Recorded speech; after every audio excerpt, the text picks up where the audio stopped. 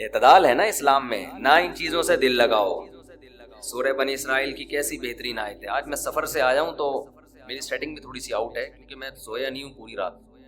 تو قرآن کے الفاظ دیکھیں، لا تجعل یدک مغلولۃ الی عنقک، نہ تو اتنے کنجوس بن جاؤ کہ اپنے ہاتھوں کو گردن سے باندھ لو، ولا تبسطها کل البسط، اور نہ اپنے دونوں ہاتھوں کو ایسے پھیلا کے اڑانا شروع کر دو، وابتغ بین ذلک سبیلا، ان دونوں کے درمیان اعتدال والا راستہ اختیار کرو. اچھا، ہر آدمی کہتے ہیں میں اعتدال سے چل رہا ہوں، نہ میں اتنا ایسے اڑا رہا ہوں اور نہ میں کنجوس ہوں، کیونکہ میں نے اس دن میری گاڑی کا شیشہ ایک بندے نے صاف کیا تھا، میں نے اس کو 10 روپے دیے تھے، میں تو بالکل بھی کنجوس نہیں ہوں. اس دن چمونی آپا آئی تھی ہمارے محلے میں، میری والدہ کی بڑی اچھی دوست ہیں، تو میں نے ان کو چائے پلائی تھی. میں تو ہاتھ، میں نے یہاں میری مسز نے کہا تھا کہ 2 سموسے لے آؤ، میں لے آیا تھا. اگر میں کنجوس ہوتا تو میں کہتا نہیں، نان نفقے کے علاوہ کچھ بھی گھر میں نہیں آئے گا. تو آپ میں اعتدال ہے یا نہیں، یہ فیصلہ خود نہ کرو میرے بھائی. کبھی کچھ دن سخی لوگوں کے ساتھ گزارو تو آپ، ہم سب کو پتا چلے گا کہ ہم سب کیا ہیں، کنجوس ہیں. سمجھ رہے ہو، ہم سب کنجوس ہیں. کچھ دن سخی لوگوں میں اٹھو بیٹھو. اسلام چاہتا کیا ہے؟ جو اسلام چاہتا ہے وہ تو میں پوری بات کہوں گا تو شاید جمعہ پڑھنا چھوڑ دیں آپ لوگ. اسلام کہتے ہیں مسافر خانہ سمجھو اس کو، اتنا نہ اڑاؤ کہ کل مانگنے کی ضرورت پیش آ جائے، بس اس سے کم خرچ کرو، ٹھیک ہے نا. یہ رکھنے کی چیز نہیں ہے. لیکن ہم یہ نہیں، ہم نے تو کتنے سالوں کا جمع کر کے رکھا ہوا ہے، جمع ہوتا جا رہا ہے، ہوتا جا رہا ہے، ہوتا جا رہا ہے، پلاٹ کی شکل میں، گولڈ کی شکل میں، دکانیں، پھر پراپرٹی، ہوتے ہوتے ہوتے. کمال کی بات یہ، اسلام کمانے سے منع نہیں کر رہا، جمع کرنے سے منع کر رہا ہے. اور ہم نے دینداروں کو دیکھا ہے کمانے کی زیادہ کوشش نہیں کر رہے، جمع زیادہ سے زیادہ کر رہے ہیں. بھائی ارننگ بڑھاؤ، اپنی ڈبل کر دو، اس میں فائدہ ہے. مسلمان پاورفل ہوگا تو اسلام ترقی کرے گا. تو کہتے ہیں نہیں یار، میری آمدن مہینے کی اتنی ہے تو مجھے کیا ضرورت ہے. لیکن اس آمدن کو کیا کر رہے ہیں، جمع کر رہے ہیں. بھائی کمائی ڈبل کر دو تاکہ خرچ بھی کیا ہو جائے، خرچ اچھی جگہوں پہ شروع کر دو. اپنے لیے نہیں کماؤ، قوم کے لیے کمانا شروع کر دو نا. ڈبل کمانا شروع کر دو، 4 گنا کمانا شروع کر دو، لیکن اس کمائی کو پھر خیر کے کاموں میں خرچ کرو. نبی صلی اللہ علیہ وسلم نے فرمایا ایماندار تاجر وہ شخص جو اس لیے تجارت کرے کہ لوگوں کے سامنے ہاتھ نہ پھیلانا پڑے، ایمانداری کے ساتھ تجارت کرے. پیغمبروں کے ساتھ ہوگا قیامت کے دن. حضرت عثمان اگر تھوڑا کماتے تو 400 گھوڑے دیتے جہاد میں. بولو نا، گھوڑا لینڈ کروزر تھا اس زمانے کی، 400 V8 حضرت عثمان نے دیے ہیں. کتنا کمایا ہوگا. ہاں، اتنا کمانا کہ آپ اپنے صحت کی کبھی خیال نہ کر سکیں، آپ بیوی بچوں کو بھی ٹائم نہ دے سکیں، وہ پھر کمانے میں بے اعتدالی ہے. کمانے کا ایک حد تک آپ کے ٹائم اور جسم سے تعلق ہے، اس کے بعد کھوپڑی سے تعلق ہے. کھوپڑی نہیں استعمال کر رہا، گدھا بنا ہوا ہے، محنت بہت کر رہا ہے. ہم نے ایسے کمانے والے دیکھے ہیں کہ سارا دن کمانے کی فکر میں ہوتے ہوتے بچوں کی فکر ہی نہیں ہے، بیوی کو ٹائم نہیں دے رہے، ماں باپ کو ٹائم نہیں دے رہے، اپنی صحت کو ٹائم نہیں دے رہے. تو زیادہ کمانے کا یہ مطلب ہرگز نہیں ہے.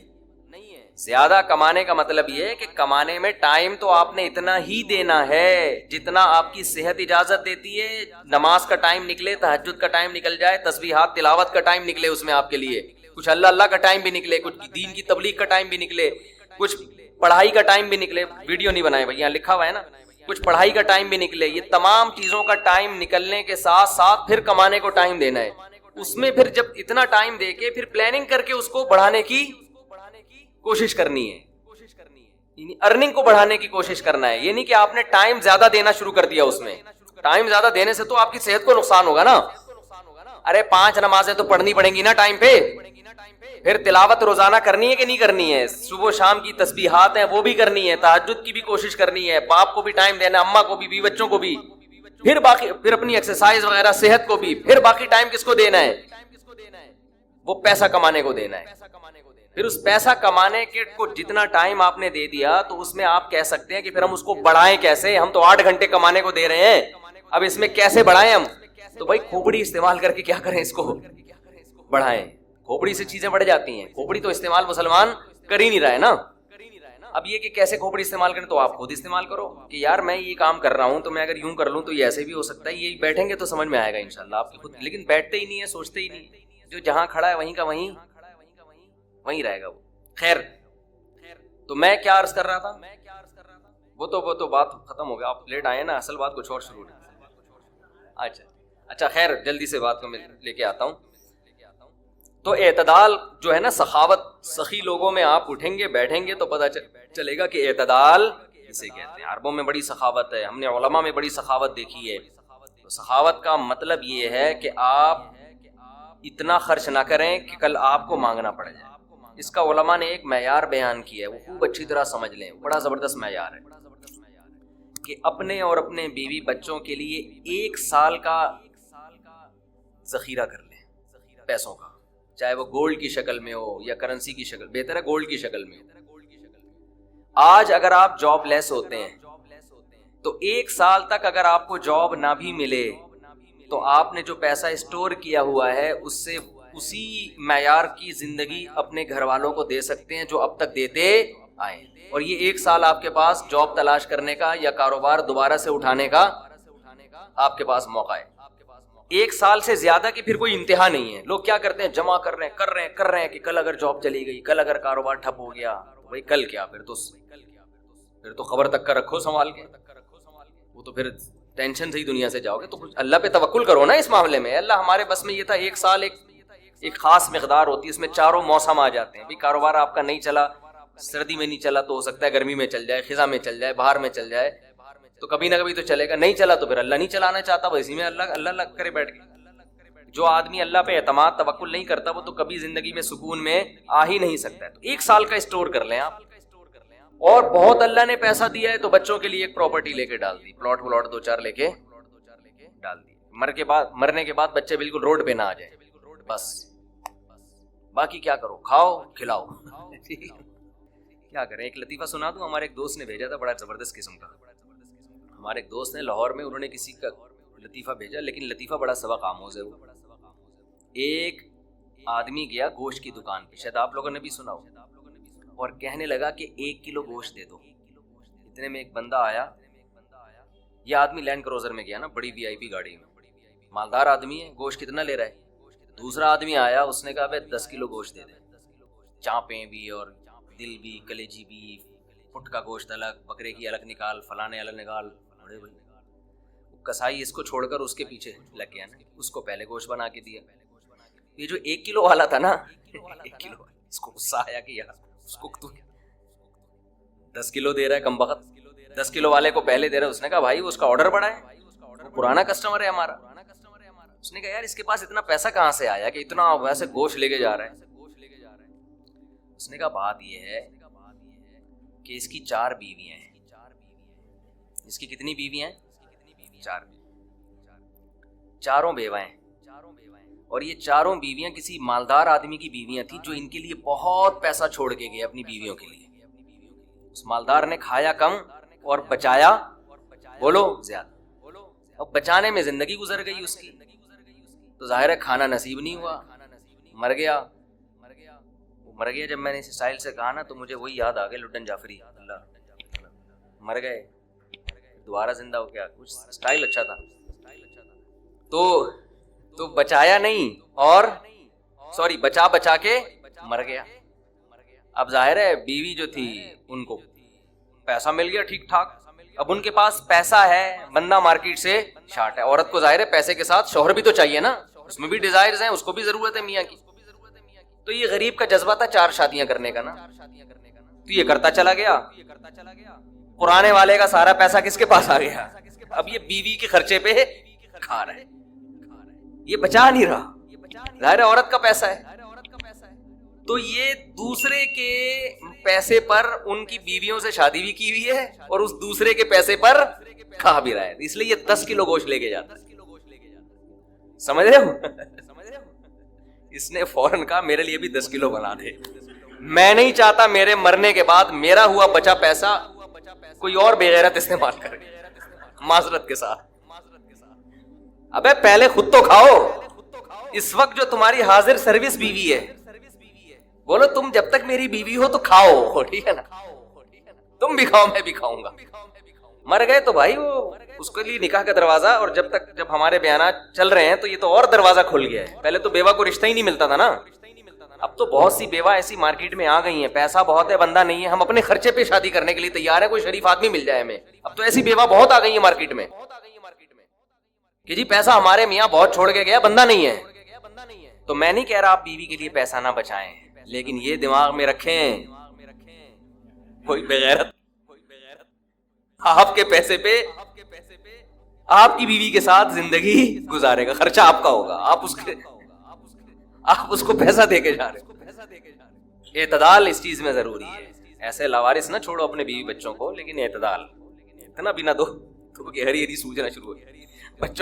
بچوں کے لیے بھی بناؤ کچھ. خیر کہاں سے کہاں بات چلی گئی یار, تو جلدی سے بات کو سمیٹتا ہوں, کیا کروں, پھر گھوم پھر کے ادھر ادھر دائیں بائیں جانے لگتے ہیں. تو یہ میں ان لوگوں کے لیے یہ لطیفہ ہے جو بہت زیادہ بچانے کی فکر کرتے ہیں. میں کہتا ہوں نا, آپ اپنی اولاد کے لیے بچا رہے ہو, اپنی اولاد کے لیے بچا رہے ہو, کھا نہیں رہے, نہ خرچ کر رہے ہو بچوں کے, تو بچے پھر جب بچوں کے پاس آئے گا تو وہ اپنے بچوں کی فکر میں بچائیں گے. تو آپ بھی تو خود کسی کے بچے ہو نا, آپ کھاؤ, بولو مجھے اپنے ابا کے بچوں کی فکر ہے, میرے ابا نے میرے لیے چھوڑا تھا, میرے بچوں کے لیے تھوڑی چھوڑا تھا. آپ وہ پھر ایک نیا ٹاپک چھڑ جائے گا. بہت سے لوگ نئے بھی آتے ہیں نا, وہ کہیں گے کیسی باتیں کر رہے ہیں کہ ذاتی مکان ہی نہیں ہونا چاہیے. میں نہیں کہہ رہا ذاتی مکان نہیں ہونا چاہیے, اس پر میں بہت ڈیٹیل میں بیان کر چکا ہوں. ذاتی مکان کی ٹینشن نہیں لینی چاہیے, ہو تو اچھی بات ہے, نہیں ہو تو بھی کوئی ٹینشن کی بات نہیں ہے. بہت زیادہ اللہ نے پیسہ دیا ہے. خلاصہ اس بیان کا یہی ہے کہ اللہ نے اتنا پیسہ دے دیا آپ کو کہ طبیعت سے اچھا کھا رہے ہو. آپ چائے میں ڈبو کے پاپے نہیں کھا رہے, بلکہ آپ کا ناشتہ بھی وی آئی پی. آپ کو ڈاکٹر نے کہا کہ بھائی ڈرائی فروٹ ناشتے میں ہونا چاہیے, تو ڈرائی فروٹ کا بھی آپ کے پاس پیسہ پہلے ان چیزوں پہ خرچ کر لیا. صبح ایک پاؤ پستہ کھایا کریں, چبا کے خوب, زنک ملے گا آپ کو. سرپیکزی سے آپ کی جان چھوٹ جائے گی, صحیح ہے نا. گردے اچھے کام کرتے ہیں, لوگ کھاتے نہیں نا یہ چیزیں. اور آپ کا اخروٹ, دماغ کی سیٹنگ کیا ہو جائے گی, بہترین. اخروٹ جیسا دماغ ہے نا, ویسی اخروٹ کی بھی اللہ نے شکل بنائی, یہ بتانے کے لیے کہ جس میں ذرا سا بھی دماغ ہوگا نا, وہ اس کو دیکھ کے اندازہ لگا لے گا کہ یہ دماغ کے لیے مفید ہے, کھائے گا وہ. بالکل دماغ جیسا ہے نا, کھوپڑی اور اندر سے نکلتا ہے دماغ کی طرح. تو اللہ نے اس لیے اس اخروٹ کی ایسی شکل بنائی کہ اخروٹ کھانے سے پہلے آپ کو ڈاکٹر سے پوچھنے کی ضرورت پیش نہ آئے. اخروٹ بزبان حال کہہ رہا ہو کہ تو اگر اخروٹ نہیں ہے, ٹھیک ہے نا, تیرے دماغ میں اگر مغز ہے, اخروٹ نہیں ہے, تو میری شکل دیکھ کے اندازہ لگا لے گا کہ میں کس کے لیے مفید ہوں, تیرے دماغ کے لیے مفید. اس کو اللہ نے بنایا ایسے ہے. بعض چیزیں ایسی ہیں اللہ نے اس میں خود میسج رکھا ہوا ہے کہ کس چیز کے لیے مفید ہے. تو کھانے میں آپ نے بہت اچھی وی آئی پی سے مراد صحت مند خوراک, پہلے پیسہ اس پہ خرچ ہو انسان کا. دوسرے نمبر پر انسان کا پیسہ خرچ ہو رہائش سے میری مراد ذاتی یا کرائے نہیں, گھر کشادہ ہو, ہوادار ہو, دھوپ کا انتظام ہو, روشنی ہو اس میں, صحیح ہے نا. کرائے پہ آپ ایک ذاتی مکان آپ کو مل رہا ہے چھوٹا, جی اپنا ہے, لیکن اپنا گھر کیا ہوتا ہے, اپنا ہوتا ہے. 80 گز کا آپ نے اتنا سا مکان ذاتی ہے, ذاتی میرا ہے, میرا مکان, اور اس میں نہ دھوپ کا انتظام ہے, نہ وینٹیلیشن ہے, گندے نالے پہ وہ کھلتا ہے. کھڑکی کہاں کھلتی ہے, برساتی نالے پہ, ٹھیک ہے نا. اس پہ موٹی موٹی جالیاں لگانی پڑتی ہے مچھروں سے بچنے کے لیے. جھانکتے ہو نالے نظر آتے ہیں, گندگی کے ڈھیر نظر آتے ہیں. تو یہ اس سے وہ آدمی کروڑا گنا بہتر ہے جو کرائے پہ رہ رہا ہو مگر گھر اس کا کشادہ ہو, صاف ستھری لوکیشن ہو, دائیں بائیں چرسی ہیروئن جی بولو نا بھائی نہ رہتے ہو, صحیح ہے نا. علاقہ صاف ستھرا ہو, دھوپ آتی ہو گھر میں, بچوں کے کھیلنے کے لیے کوئی کھلی گھر کے اندر ہی جگہ ہو. تو کرائے پر یعنی گھر کا مطلب یہ ہے, تبھی حدیث میں آتا ہے اللہم اغفر لی ذنبی ووسع لی فی داری, اے اللہ میرے خطاؤں کو معاف کر دے اور میرے گھر کو کشادہ کر دے. اگرچہ ہمارے نبی نے غربت کی وجہ سے چھوٹے سے گھر میں گزارا کیا, مگر دعا کیا مانگی, گھر کی وسعت کی. تو بزبان حال آپ صلی اللہ علیہ وسلم نے بتا دیا بھائی میں تو دنیا سے بے رغبتی ہے, تو مجھے تو اللہ نے دیا ہی نہیں ہے, یا دیا ہے تو میں نے صدقہ کر دیا, رکھا ہی نہیں, تو میں تو گزارا چلا رہا ہوں. لیکن اگر گھر کی نعمت چاہتے ہو تو وہ گھر کیا ہونا چاہیے, وہ ساتھ کشادہ.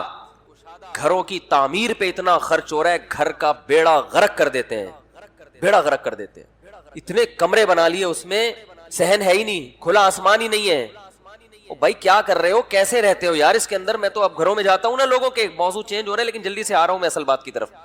میں گھروں میں جاتا ہوں, اتنے بڑے بڑے گھر پورے پیک, ایک ڈک بنائی ہوئی ہوتی ہے, وہ وہاں سے ہوا آ رہی ہے اسٹائل سے یوں کر کے, یہاں سے اس پہ خوش ہو رہے ہیں یار کیا اسٹائل ہے ہوا کا نا, یوں آتی ہے ہوا بھی بہت ٹینشن میں آ جاتی ہے نا, کھانچے تلاش کر کر کے پھر یہاں سے سائڈوں سے گزر کے نکل جاتی ہے. ارے کوئی کھلا صحن کیوں نہیں چھوڑا آپ نے بھائی, صرف شو بازیاں کہ گھر دیکھنے میں لگے کہ لگژری بنا ہوا ہے, وہ کھلا رکھو, کچا صحن رکھو, اس میں کچے صحن میں پودے لگاؤ اللہ کے بندے, کچے صحن میں منجی ڈال کے جب بیٹھو گے نا نیچے سے بھی ہوا لگے گی, چارپائی میں ہوا چاروں طرف سے لگتی ہے نا, منجی لوگ نہیں سمجھتے, کراچی میں منجی پنجابی میں کہتے ہیں, وہ چارپائی نہیں ہوتی ایسے, اس میں نیچے سے بھی ہوا لگے گی, آپ بیٹھو کچی جگہ. میں جب سفر کرتا ہوں نا تو یہ جو کچے ہوٹل نہیں بنے ہوئے مٹی کے وہ چولہے ہوتے ہیں, اس پہ کھانے کا مزہ ہی کچھ اور ہے.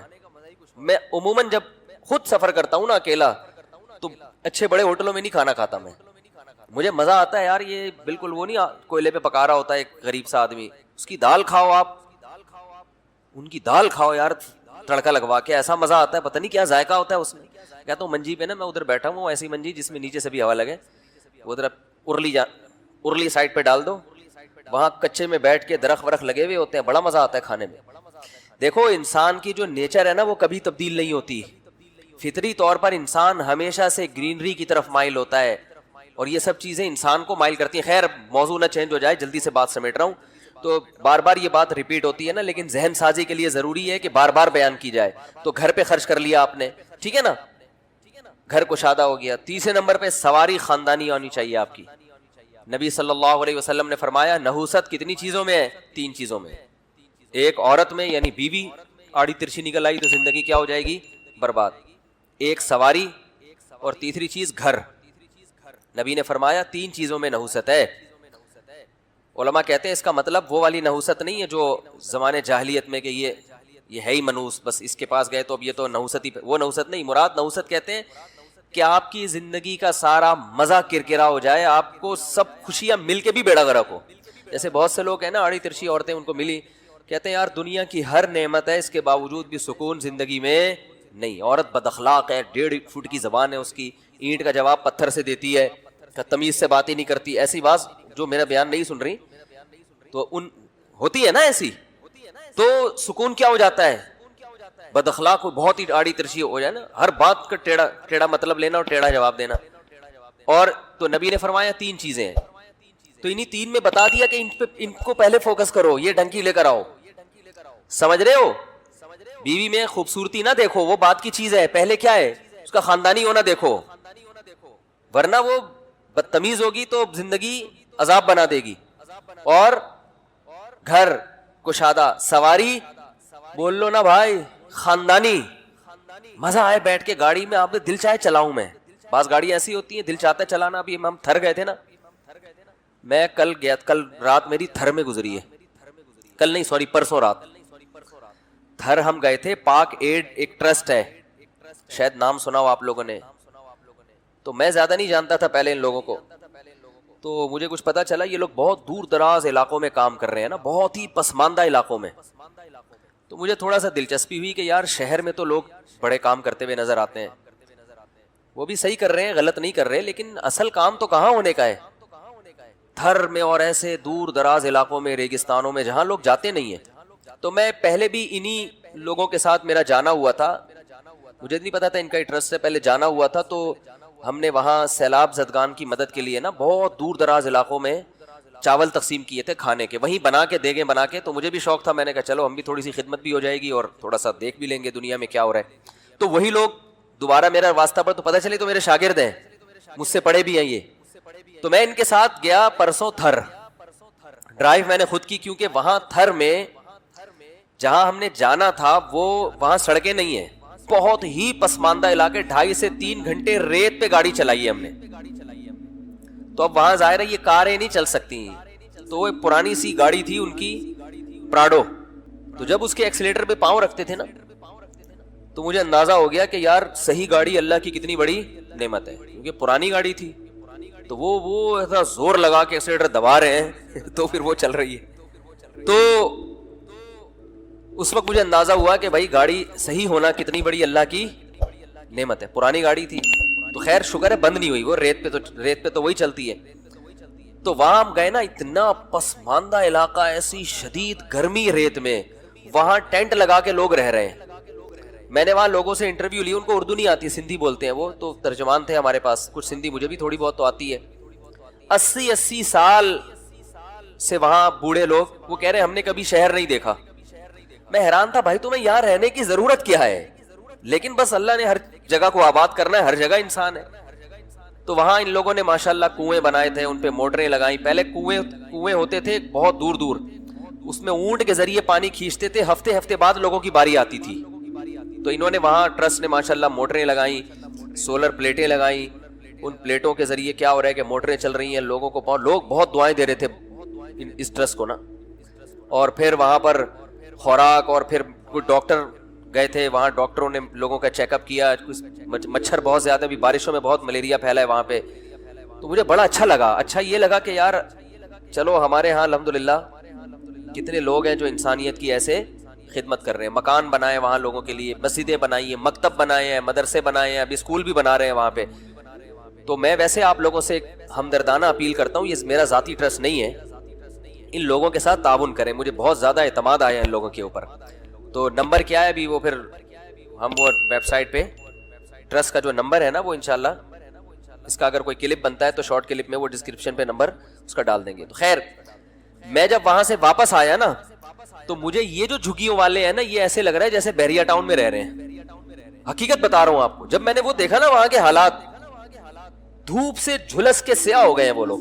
ہم رات کو سوئے ریگستان میں، وہیں چارپائیاں ڈال کے. ان کے گھروں میں جگہ نہیں ہوتی، مٹی کے گھر ہیں ایسے یوں کر کے، ایسے تکون شکل میں بنائے ہوئے ہوتے ہیں. تو ہم ریگستان میں سوئے ہیں، اور نہیں سوئے کیونکہ گدھے اتنی زور زور سے چیخ رہے تھے.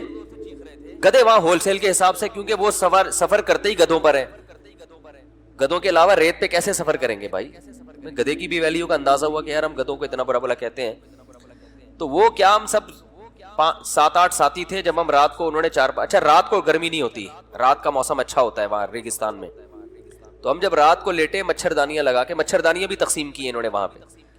تو وہ جو ایک گدھا پہلے اسپیڈ سے بولنا شروع کرتا، پھر دوسرا اس کو دیکھ کے، پھر تیسرا اس کو دیکھ کے، جہاں جہاں تھر میں گدھے تھے سب کو سگنل، ایسا لگ رہا تھا وہ سگنل کے کھمبے ہوتے ہیں نا، وہ لگائے تھے انہوں نے. تو مخصوص ہم لوگ ایک بھی ہم میں سے رات کو سویا نہیں ہے. لیکن وہ گھوڑے بیچ کے سو رہے تھے وہاں گاؤں کے لوگ، وہ اس کے عادی تھے، وہ گدھے ودے سے وہ کیونکہ عادت ہو گئی ہے ان کو. تو خیر مجھے اندازہ ہوا کہ بھائی اللہ کا شکر ہے، یہ پاکستانی جو ہے نا ہمارے، یہ کم نہیں ہے، یہ کہاں کہاں پہنچتے ہیں، دیکھو کام کرتے ہیں.